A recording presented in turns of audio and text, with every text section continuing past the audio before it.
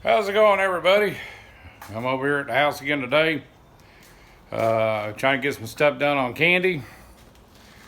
And the other day we had ordered parts and went to go get the fuel pump today, and they no longer had it in stock, so that's on order.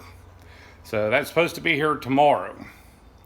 So anyway, Ethan and I went underneath there and sprayed down all the rusted bolts and everything, and dropped the tank on it.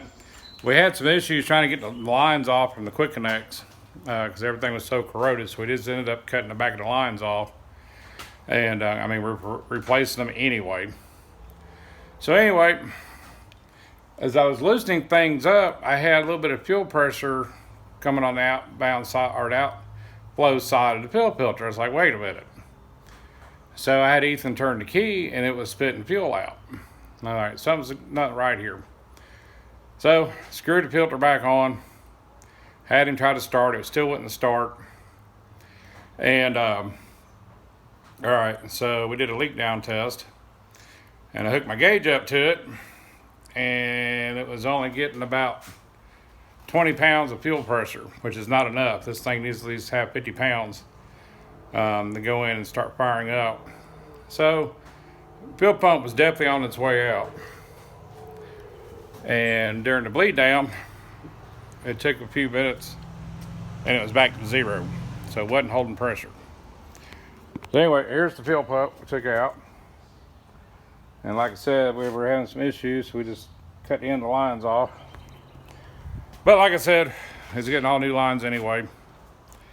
So let's take a little gander underneath and kind of go from there. So anyway, we're back underneath the car, or the van. And with the gas tank out of the way, you can see the lines. They were pretty rusted out. And then the return line was the worst one of them all. And we tried taking it off, and it just broke off. And it was already leaking as it was. So anyway, we just went ahead and got the other two lines. But yeah, pretty rusty.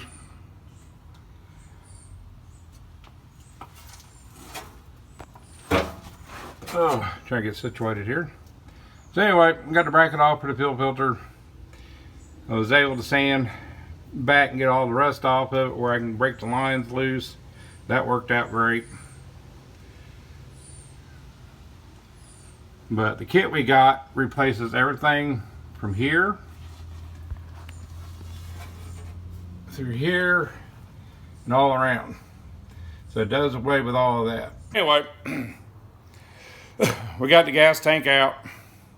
The lines just showed up about 10 minutes ago, but what we're doing here is I'm wire wheeling all the rust off the top of the tank.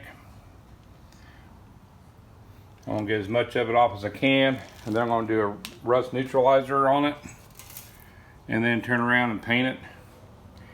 But the inside of the tank looks pretty good. And I had one of the guys in my comments the other day on this thing that he lived up in New York, and when he dropped his tank, the whole outside of it was all rusted up, but the inside looked brand new. And that happens. And then I also had a couple of comments. It's like, boy, you haven't seen rust. You haven't lived up north, have you? No, I mean, this van is not rusty as some, but to me, I mean, there is a lot of rust on it. There's a lot of rust on the springs. The shocks need to be replaced. They're about rotted out.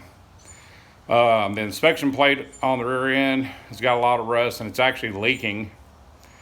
So we're probably going to see about getting new inspection plate on the back of that. And but I mean, we'll get it back up and running. But anyway, this is the lines that we got, and it replaces all the fuel from the filter back to the tank. So it does away with all that metal line. So we're getting ready to test this kit out and see how she does. And it came with a filter, so I can take the other filter back. The company we got it from is Renew. Right there. And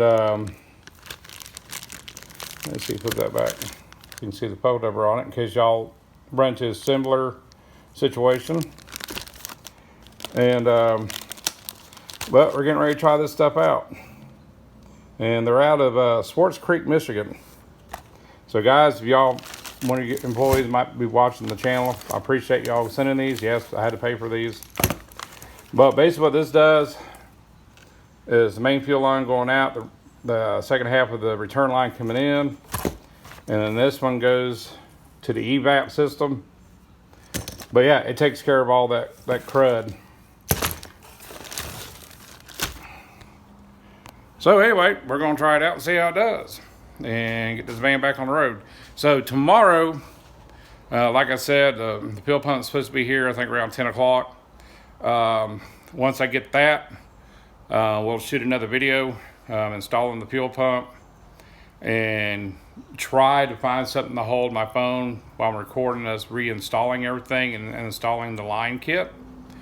And we'll see how it goes, because the way this line kit's set up now is I'm gonna have to hook everything up at the fuel pump, run it through where the metal line was at, and then to where I've got to hook up to the filter and the return line and the evap. So we'll see how it goes, and hopefully we can get Candy back up and rolling, and that'll give another vehicle back in this fleet. So other than that, guys, stay tuned. Part 3 is around the corner, and I'll see you down the road.